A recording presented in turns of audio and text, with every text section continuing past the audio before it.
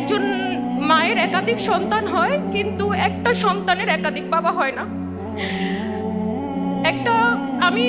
আমি এতিম ছোটবেলার থেকে আমার বাবা ছিল না, আর আমার সন্তানও যে এতিম, এটা আমি ওটা বলতে পারি না, আমার সাহসই নেই।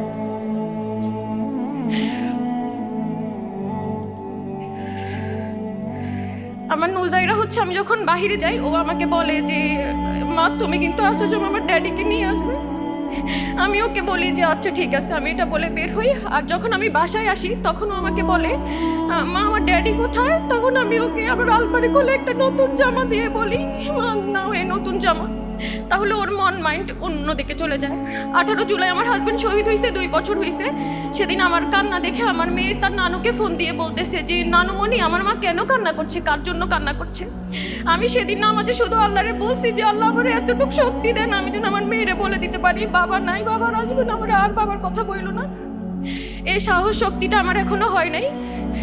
আমি আমার লাইফের এই কয় বছরে আমি একটা জায়গায় হচ্ছে আটকে গেছি, যে 18 জুলাই আমি আমার হাজবেন্ডকে এত ডেকেও সেদিন ঢাকা মেডিকেল থেকে বের করে আমার মেয়ের কাছে এনে বলতে পারি নাই যে এই নাও তোমার বাবা। যেই মেয়েটা বাবার কোলে করে দাদু বাড়িতে যাইতো, সেই মেয়েটা বাবাকে বক্সে করে আর সে সামনে বসে হচ্ছে ও দাদুর বাড়ি তোর বাবাকে রেখে আসছে। ও এখনো যায় না আর ওর বাবার কবরে।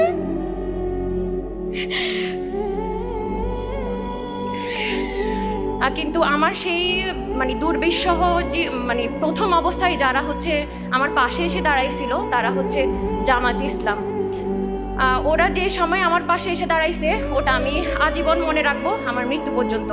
আমার খারাপ সময়টা সারা জীবন থাকবে না, কিন্তু আমার খারাপ সময় কারা ছিল তাদের আমি আজীবন মনে রাখবো। একটা 22 বছরের মেয়ে বিধবা হওয়াটা এই সমাজের জন্য কীরকম হয় এটা সবাই জানি আমরা।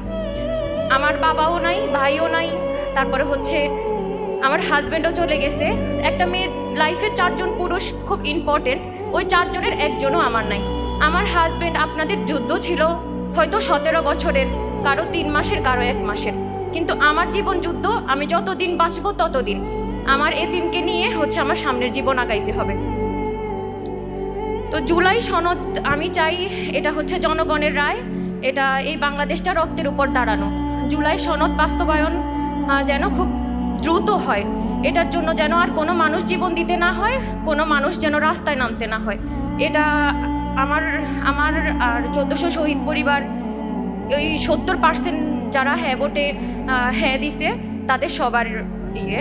তো এটা নিয়ে কোনো তালবাহানা না করুক, এটা সুন্দর মতো হচ্ছে দিয়ে দিই।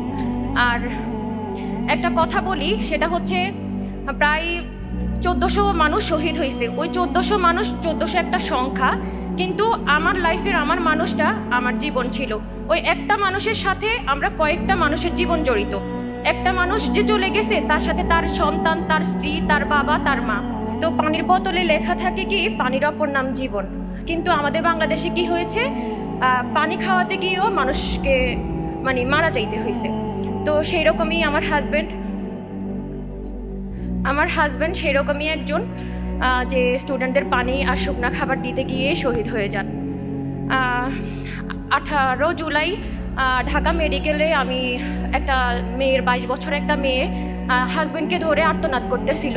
সে ভিডিওটা দেখে সারা বিশ্বের মানুষই কান্না করছে। তো ওই মেয়েটাই আমি। আমার 22 থেকে 24 হয়ে গেছে, আর আমার 2 বছরের বাচ্চা এখন 4 বছরের হয়েছে। তো 2 বছরে ও এখনো জানে না যে ওর বাবা নাই, ও জানে যে ওর বাবা ওর জন্য চকলেট, গিফট এগুলো আনতে গেছে।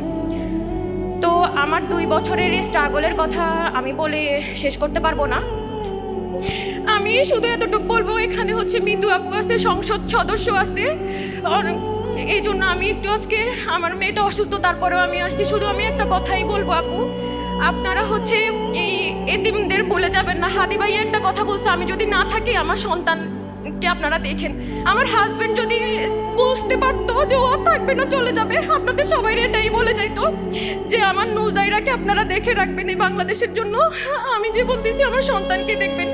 এই 300 শহীদের সন্তানকে প্লিজ আপনারা দেখবেন, আমাদের ভুলেও যাবেন না। আপনারা সবাই ভালো থাকবেন। আসসালামু আলাইকুম।